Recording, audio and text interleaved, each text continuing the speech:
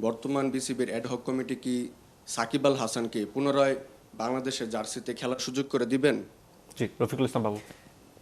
যেহেতু আমরা একটি স্বল্প সময়ের জন্য অ্যাডহক কমিটিটা করা হয়েছে, আমরা 3 মাসের জন্য এখানে আসছি।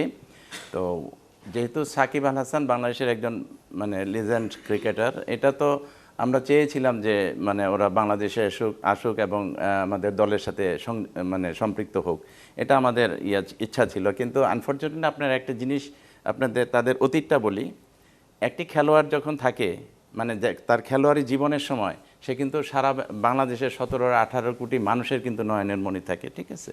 তো আমাদের এখানে রাজনৈতিক যে কালচারটা আমরা বলবো যে একটি খেলোয়াড় তার খেলোয়াড়ের জীবন শেষ করে তারপরে সে রাজনীতি করুক, যেই দলই করুক, যেই দল পছন্দ করুক সেখানে যাবে।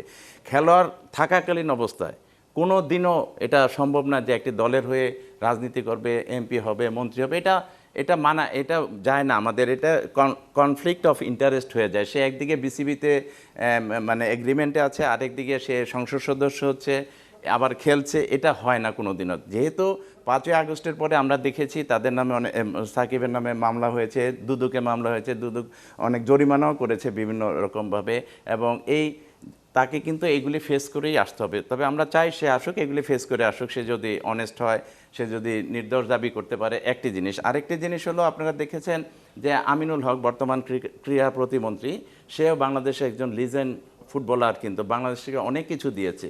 সে যখন রাজনীতিতে নামে সে কিন্তু খেলাধুলা ছেড়েই নেমেছিল, এবং সে রাজনীতিতে নামার ফলে সে কিন্তু গুলিবিদ্ধ হয়েছিল, 3-4 বার অ্যারেস্ট হয়েছিল, মাসের পর মাস জেল খেটেছে, তাকে অত্যাচার করা হয়েছে, এবং এই মামলাগুলি শেষ করে সে কিন্তু রাজনীতিতে থেকেছে এবং একটা সময় সে মন্ত্রীও হয়েছে।